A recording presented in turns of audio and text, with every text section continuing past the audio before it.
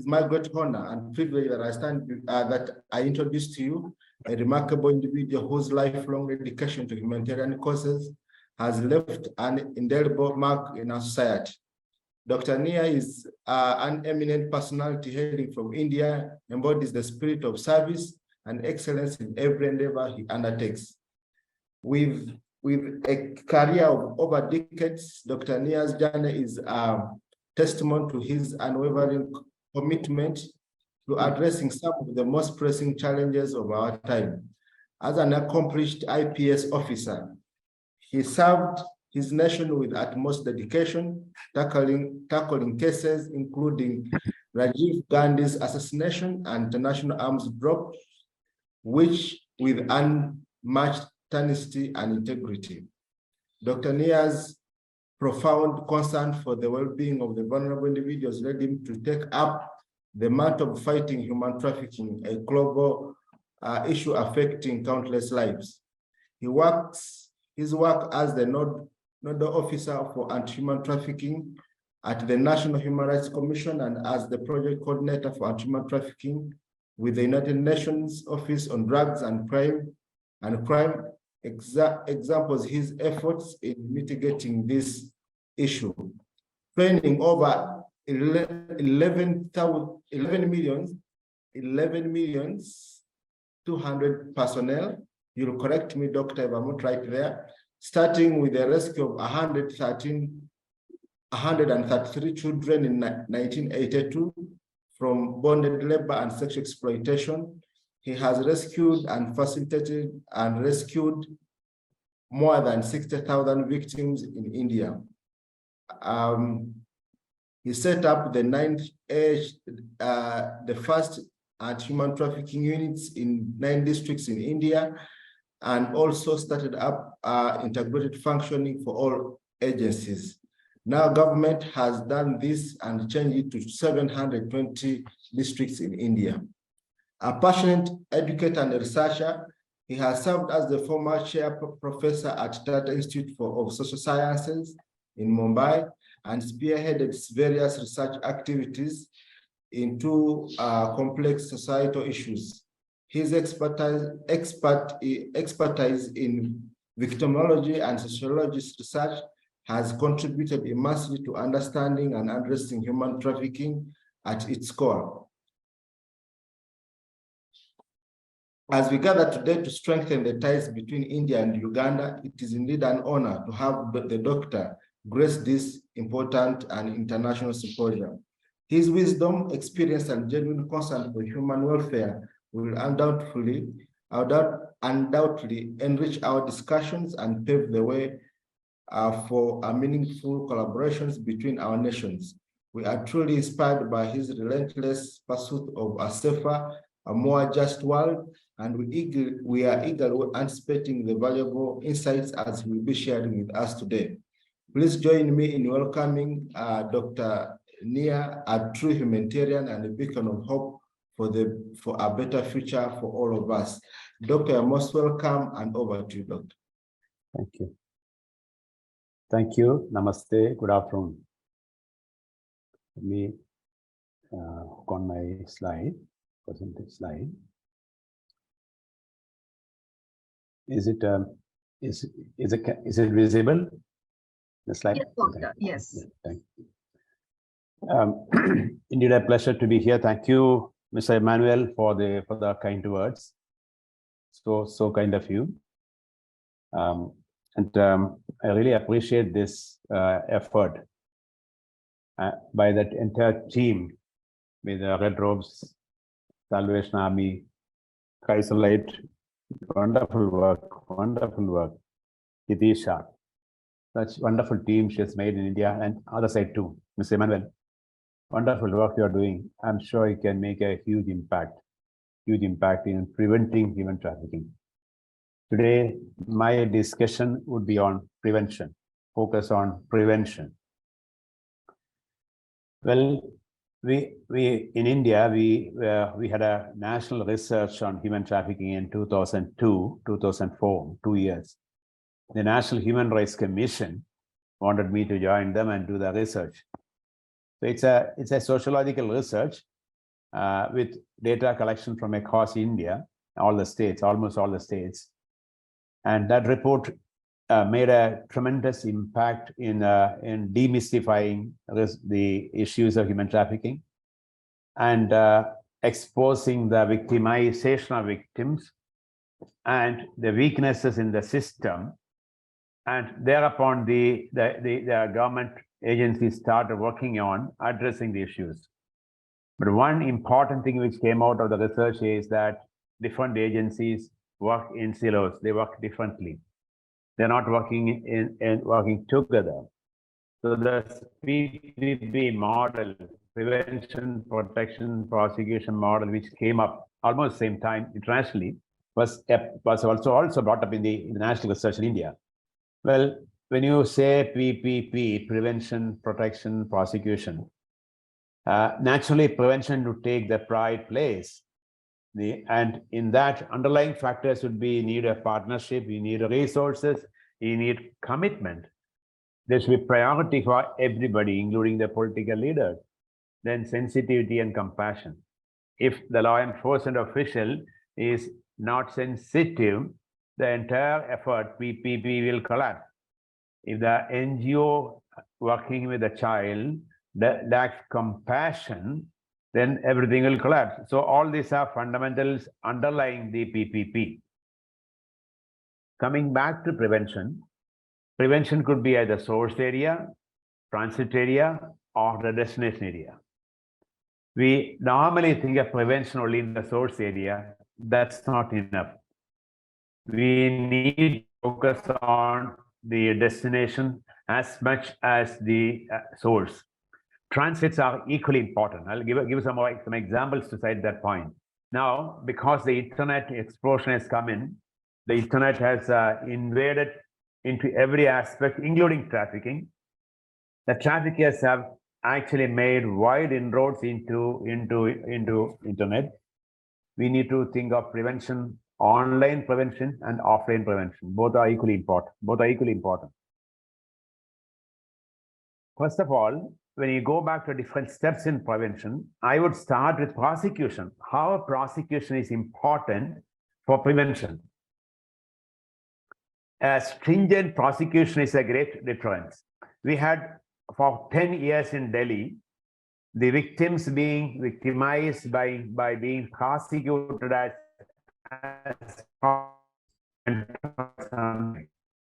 then came a high court judge, he got the whole thing and tried to get agencies to give a commitment. No, victims are victims. They shall be rehabilitated, rescued, and they shall not be prosecuted, but focus on the offender.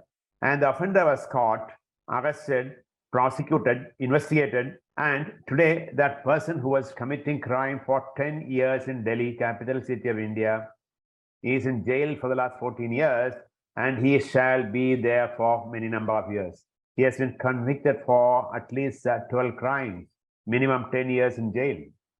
Now, when I spoke to him, and I was doing the research, I spoke to him, he was very careless. He said, what did I do? I bring 500 girls from Nepal to India every year and give them jobs. Now, by his own admission, in 10 years' time, he has trafficked 5,000 girls to India, girls including women, mostly girls. Now, after his arrest and detention in jail for the last 14 years, the trafficking trend from Nepal to India by him and his agency has come down drastically. Very important that for prevention, we need to focus on prosecution too. Another interesting part is about the confiscation of the illegal assets. How many of us are aware that the traffickers have got huge assets? 2 years back, we arrested, the investigators arrested, we means the investigators arrested, brought to book a trafficker and his wife, a family from the heartland of India, a place called Ranchi. Now, they verified the assets and found he has got 19 crore. 19 crore means 190 million rupees assets. Imagine the amount a trafficker has made in a matter of 8-9 years' time. A huge amount of money. So now, when you confiscate the illicit, confiscate the revenue and the assets, you are doing a great service by enforcing the law. So now that man's roots are cut, all the methods of transferring funds and receiving funds are disconnected. It makes a huge impact. Another aspect of law, Indian law, the earlier speaker was touched upon a bit of the Indian law. The Indian law has an interesting provision to evict a place of exploitation, a sexual exploitation. For example, if a woman of any age is sexually exploited in a place, or a person, a child, boy or a girl, is sexually exploited in a particular place, maybe a bus, maybe a car, maybe a hotel, maybe a restaurant, maybe a house, a residence, the law provides for evicting the person from that house. The hotel can be evicted. It's a very, very interesting provision in the law, which has not been put to test many times, but after our empowering the people, capacity building of people, which we started in 2002 onwards, tremendous impact has been made. I can say in central India, in one state where our friend Chrysler comes from, Telangana area, central area, at least 400 places of exploitation have been closed down. It's amazing work under the law. So this is also enforcement of law. Now, what happens when you enforce the law? That place is not available for exploitation anymore. It's not one child or one woman being exploited. Many number of women were being exploited. So this is also a stringent provision of the law. When you are enforcing the law, you are making a great impact in prevention. Now, do we investigate and prosecute? That's the point. When you think of investigation, it is not just touching the tip of the iceberg. It's a huge network. If you see the network and of the people, see the traffickers network. This is only one part. It may be many, many more in different countries. The transit places will have much more. The source areas may have more. The demand areas will have much more. I tried to collapse whatever possible from the different areas. Now, how many investigators are focusing on all of them? We have been doing a lot of training, as is mentioned earlier. More than 110,000 people I could personally train, and at least 50% of them I'm 100% sure enforcing the law and taking this particular focused investigation from this perspective. Now, timely rescue is another important part of prevention.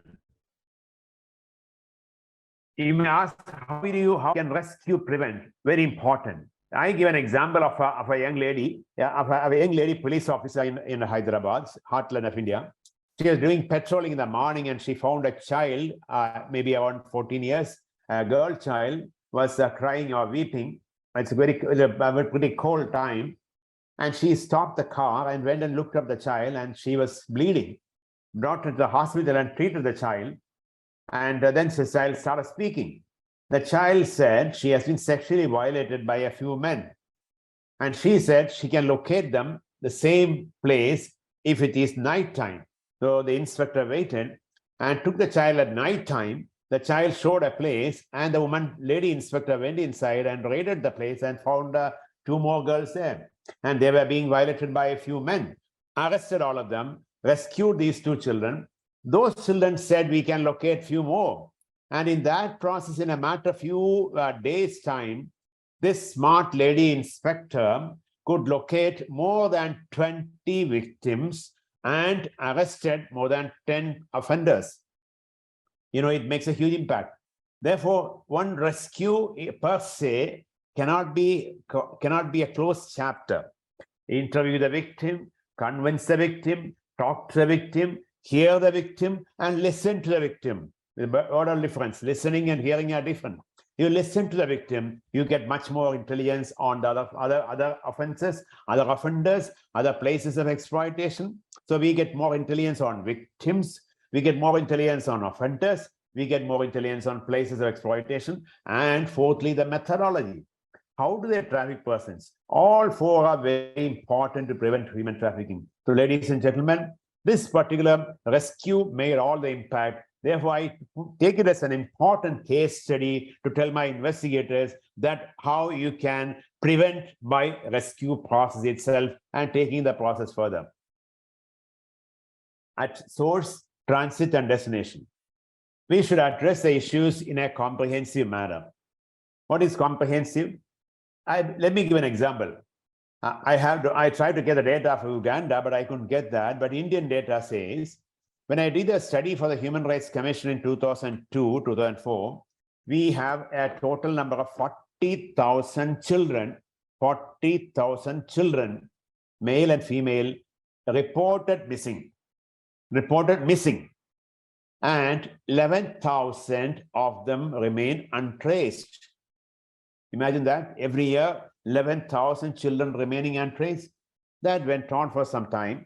In 2013, Kailash Satyarthi, you may know him, the Nobel Prize laureate, he has got an agency called BBA. I was working with them since 82. And 82 means when I rescued 133 children from physical and sexual and emotional exploitation, boys, all of them. So Kailashi came there and we became friends. 2013, he said, 2011, he said, let's work on some important issue. I said, let's work on the missing child. You know, we got the data across the country, took 1 year's time, and found 110,000 children are reported missing every year, and at least 40,000 of them do not come back, are being untraced. Where are they? Those children may be begging somewhere as beggars. When you see a beggar, my friend, Mrs. Ambassador Simon said he has come to Delhi and Mumbai. I'm sure he would have seen on the streets, children beg there. You know, some of the passers-by stop by and give some small money to the child, and child takes and goes. But you try and stop your car and give the child some food to eat, the child will not take. The child may be starving, but he will not take. Why? He and she will not take because the child has been sent by somebody who said, take money, and that's it. I need so much money by tonight. They drop them in the morning, take them back in the evening. So now this has been an organized racket. Now, because of the intervention by police and civil society, things have come down drastically, but the problem is still there. So these children who remain untraced are either in exploitation in begging or in some place of exploitation which we can't even see. There are many places of exploitation: slaughterhouse, tannery. You know, these are all places with a heavy stink, heavy smell, where human beings dare not enter. They don't get people to work there, so they're pushing the children and make easy targets out of the children. I've seen children who have been rescued from a silver cleaning factory, silver ornaments. You have your ornaments on the body. Silver ornaments are to be cleaned once a while because of the silver oxide turns it black. They give to the first place to clean it. The children are employed there. Those children are not to be employed according to law, but quietly they employ because children are easy targets. They're easy to get them. For small money, you get the child, and child can be made to work for hours together. So they are such vulnerable persons. Therefore, they utilize them. I've seen the children's nails missing. Nails have been dipped. They dip the nails in the acid and clean the jewels. So, gentlemen, the missing child factor has to be factored into the issue of human trafficking when we do that. All the related aspects have to be done in a comprehensive manner. Now, research and action, very important to have the research linked into action. I don't know, Uganda has done research on that. We have done 2 national researches. One I mentioned in 2002, 2004, and second research in 2014-16, when I was working with the Tata Institute of Social Sciences in Mumbai. So these 2 researchers have made a tremendous impact, especially the first one. Government was involved. It's a participatory work along with the government and agencies, and made a tremendous impact in several ways. The book is published, and so it's there available in the with the publishers. Of course, is there for all others to see. This book is a Bible today, working on various issues of human trafficking. Very important point I'm coming to next. When you think of prevention, do we have the database? I can give you anecdotal evidence of so many crimes between Uganda and India. I'm sure all my colleagues here will also give a lot of details of 1, 2, 3, 4, 5, 6 examples. But does that mean the entire data? Who has got the data? Does the embassy, Ugandan High Commissioner here have the data? I don't know. Does Indian High Commissioner Uganda has the data? I don't know. You know what the answer is? Who has got the data? We don't have. Unless we do not have the data, how do you assess the problem? How do you assess the issues? If the person is trafficked from a particular place in Uganda and brought to Kampala and then brought to Delhi, how do you find out how the person has moved? Do we have the entire database of rescued persons, rehabilitated persons? We do not have.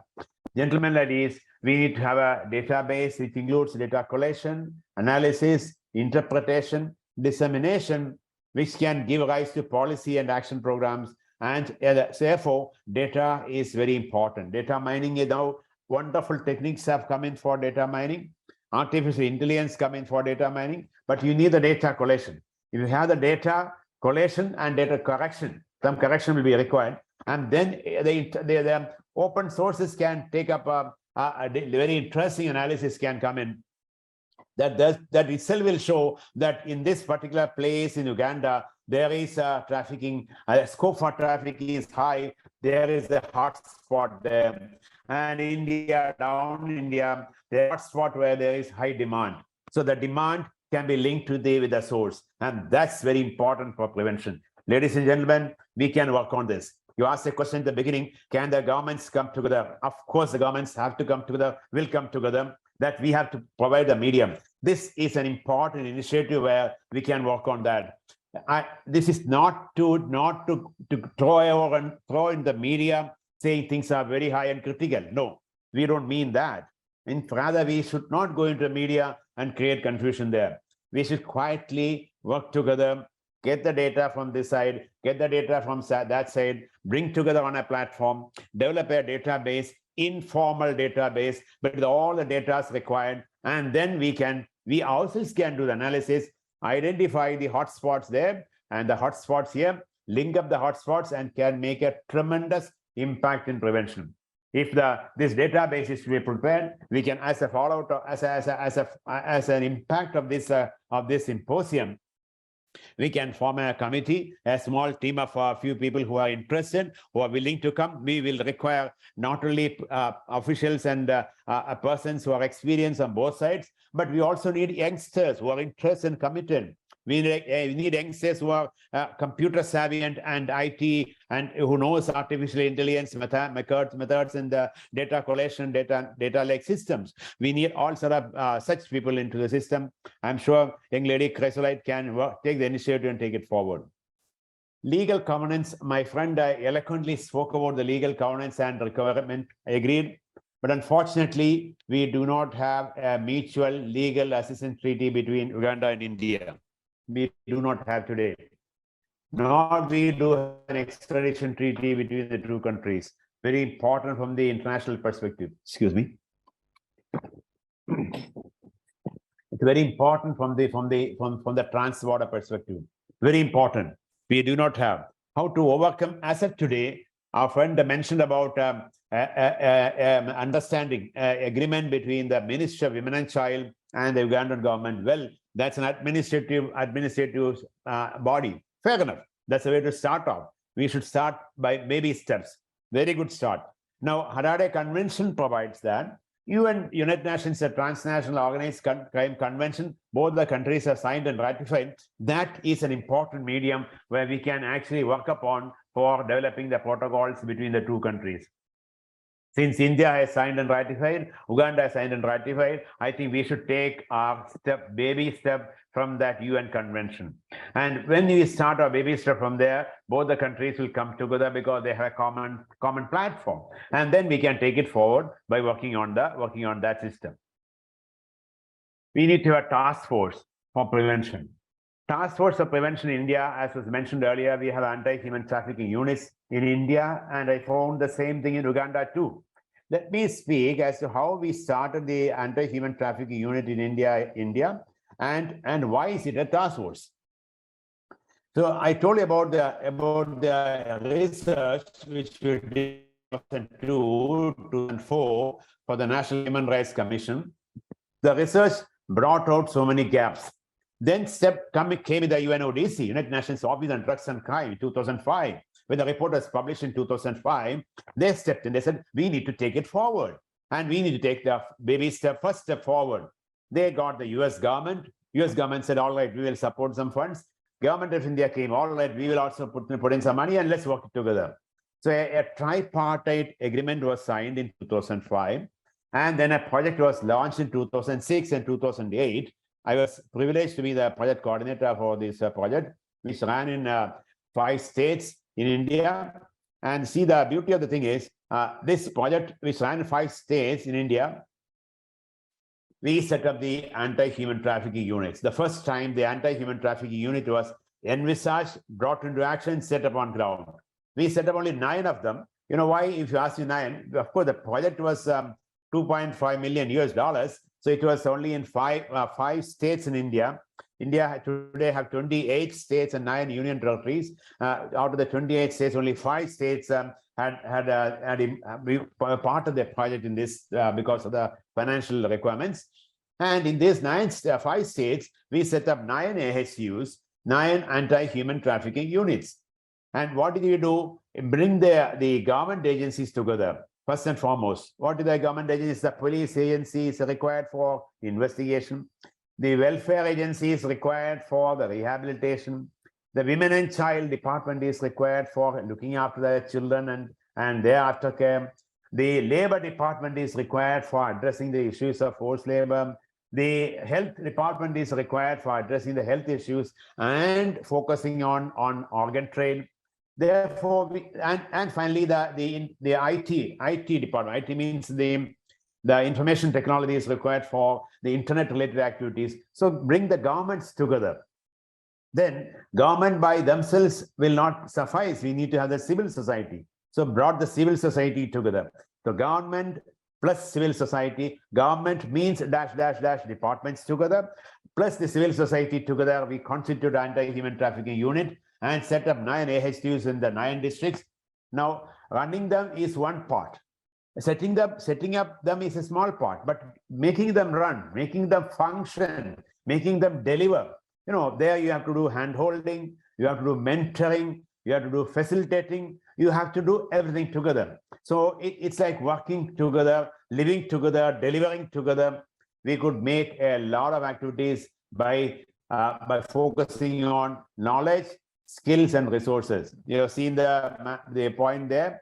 The knowledge, skills, and resources were given together and took it forward. So by mentoring, facilitating, guiding, orienting, promoting, and course correction, the AHU mantra was live together, work together, and deliver together. Made a huge impact. 2006 to 2008, this project was running, and you can see the entire anti-trafficking scenario in India underwent a drastic change in the year 2007 onwards.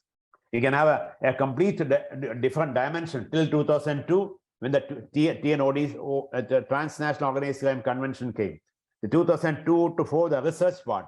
Immediately, along with the research, a massive change upwards, massive change in different ways, in cleaning the system, demystifying the whole thing, stopping victimization. Then comes 2006 to 2008, the entire anti-human trafficking units coming in and making a huge difference. Now, another interesting part in prevention. I hope I'm not too fast in my talking. I'm okay? Yes, Doctor. Yes. Thank you. I tend to go very fast, get involved in that. Youth in prevention. So we pass for a minute into the issue of police agencies and the government agencies, and very important to involve the youth in the colleges. You know, why college? College children have become a little mature. They're not the adolescent types or the kids type. They moved up little up. And secondly, they are a little more mature to understand the dimensions. They must have gone through some problems and processes. They would have overcome that. And thirdly, the college children have got very good idea about the computer and internet systems. And fourthly, most important, in my research in 2004, I found many customers, I use the word customers in quotes because for me, a customer is an offender. A person who violates a trafficked woman is an offender. He is not a customer.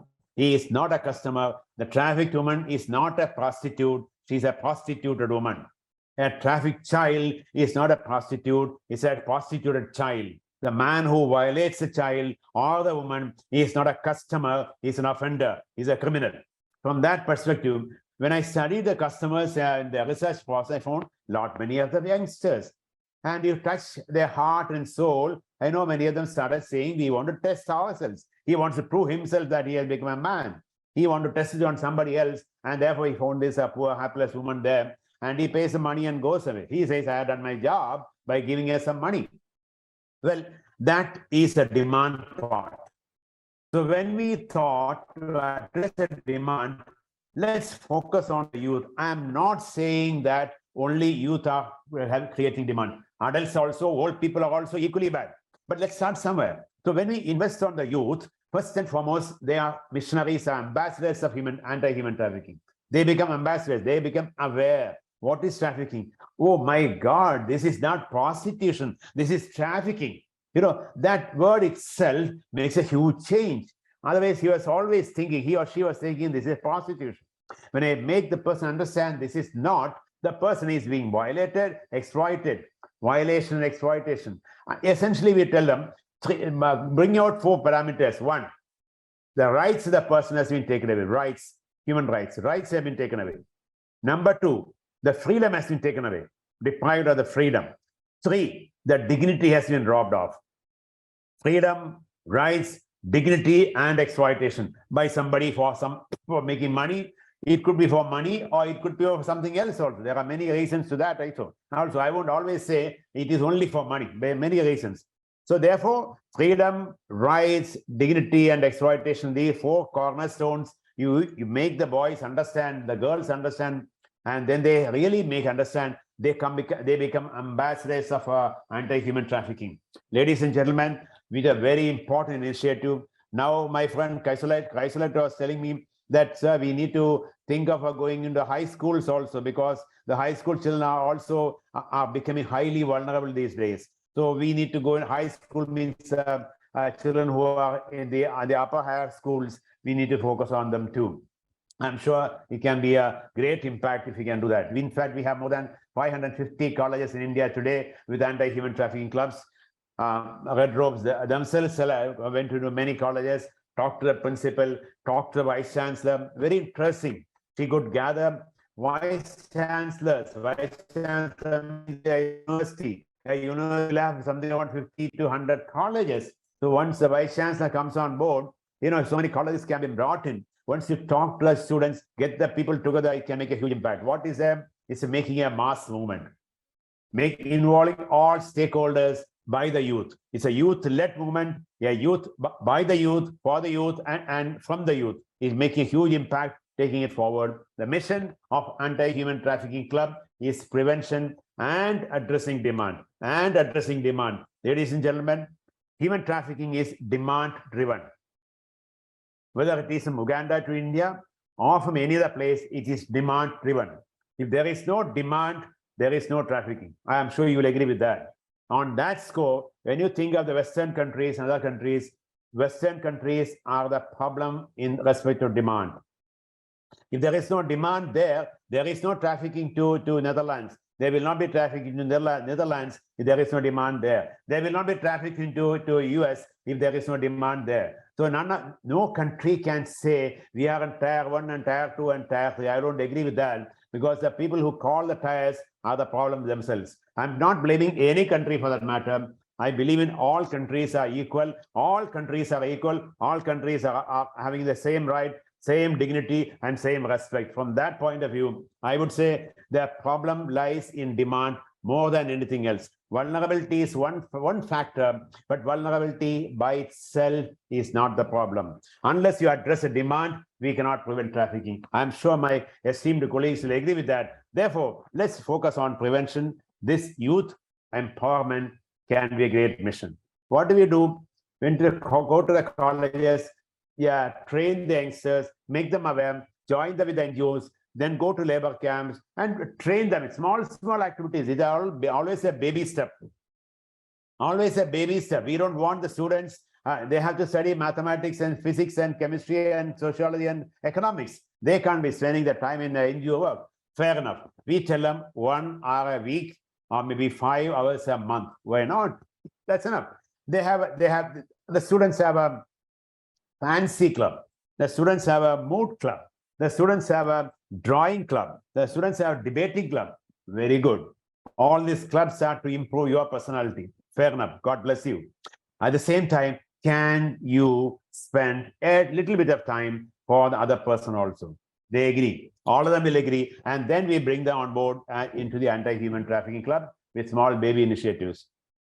Students as a coordinator, teacher or professor has to be as a mentor, local NGO is a mentor, local police is a Anti-Human Trafficking Unit is required as and when, and we open it up to anybody who can come. Many outsiders also joining the Anti-Human Trafficking Club to take the initiative and take it forward. Then one more point that I want to mention before I conclude is about the Panchayat against human trafficking. The Panchayats are, let me explain the system in India. We have a nation, we have 28 states and 9 union territories. We call it them as also states. The 28 states, within a state, one state is divided into administrative divisions called a district. Now, in each district, there will be sub-districts. In each sub-district for administration, in each sub-district, there will be so many villages. A few villages are clubbed together in the locally as a panchayat. It's a local, like a county. You can call it a county where you have a few villages together. So this county equivalent, like you have a county there, equivalent is a panchayat here. So instead of going to the villages, we go into the panchayat who is looking after that particular village. Maybe 100 villages, maybe 50 villages they would have. And they are also elected bodies. Very interestingly, we have a grassroots democratic system. National level, we have the Prime Minister of India and his team. At the state level, we have the Chief Minister of a state and his team. And at the panchayat level, we have the panchayat leader, a panchayat elected representative and his team. So that means a constitutionally, democratically elected representative. He's a public representative. So we try to go to him and train that person, tell him or her, many of them are women, as to what Panchayat against human trafficking means, starting with the constitutional role. I'm very happy that our friend spoke about, Ambassador Simon spoke about the constitutional role. We have a very important constitutional role. Our constitution, Article 23 says, human trafficking in every form is prohibited. All of us are therefore, all Indians are therefore constitutionally, they are not only not stakeholders, but they are all duty holders. Constitutionally, we are all duty holders. So all of us, I may be an unemployed person, I may be a bus conductor, I may be a shop owner, I may be a police officer, I may be anybody.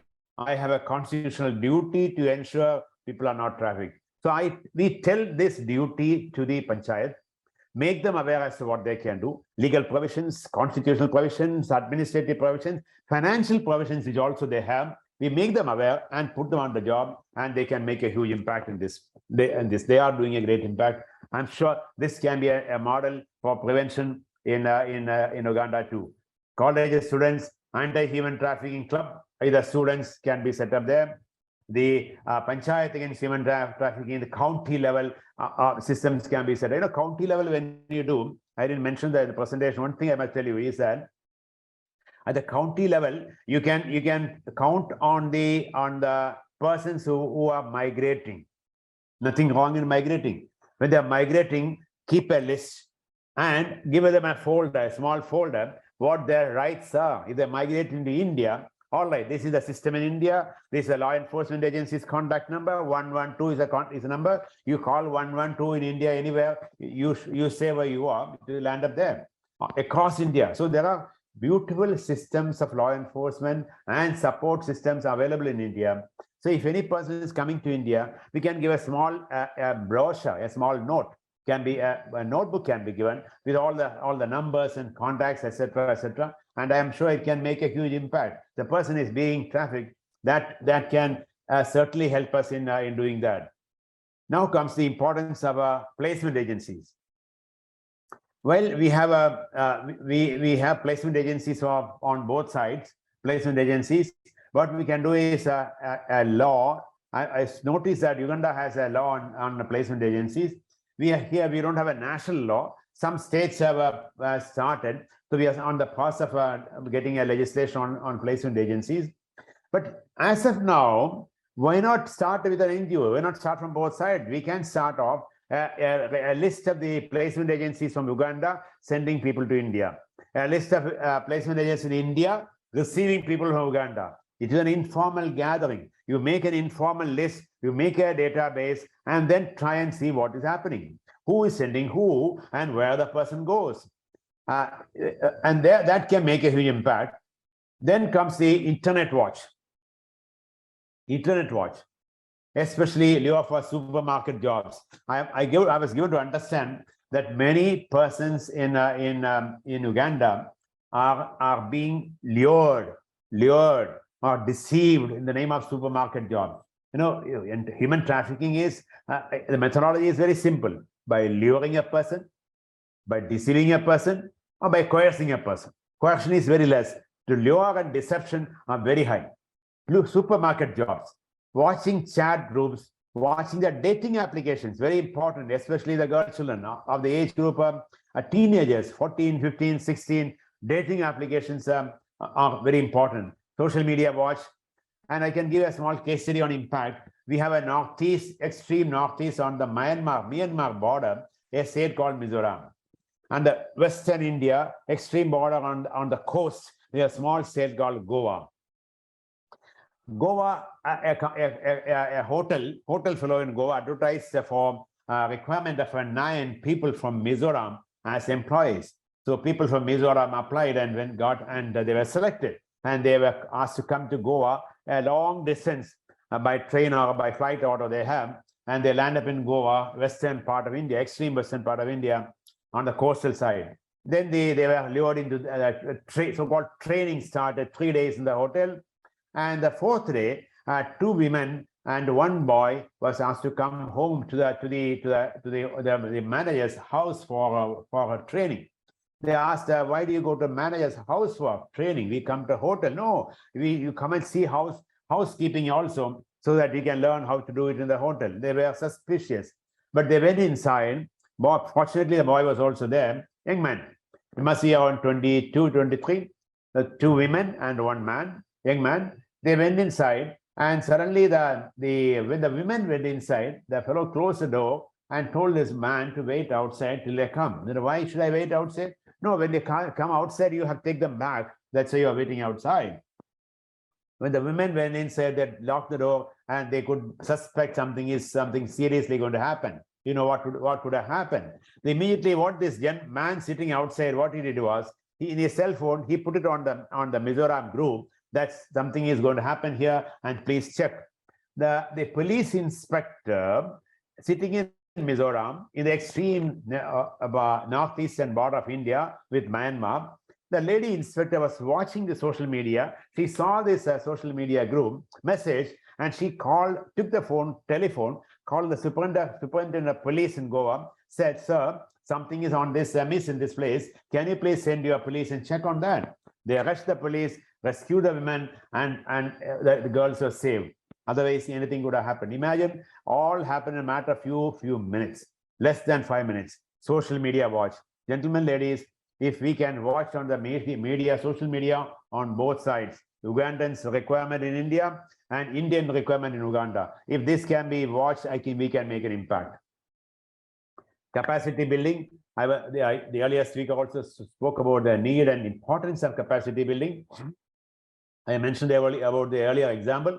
It's a knowledge plus skills plus attitudinal change and plus resources. Resources, we need to provide them. Small guidelines, books, interview schedules, interrogation techniques, etc., etc., etc. Ladies and gentlemen, attitudinal change is more important to make them aware, to make the law enforcement aware, make the judiciary aware, make the prosecutors aware, make the medical doctor aware. This is not a prostitute, this is a victim. treat the woman as a victim. She's not a prostitute. She may be of any age. She may be of any age, but that woman is a victim. So to get the mind changed, I tell you, it's not rocket science, but it takes some time. If you can invest on that, it can make a huge impact. We did that and made a tremendous impact across the country. The police officers, prosecutors, judiciary, caregivers, including NGOs, medical professionals, customs, immigration, the legislators, border guarding forces, and international agencies. Ladies and gentlemen, border guarding forces have a very important role to play.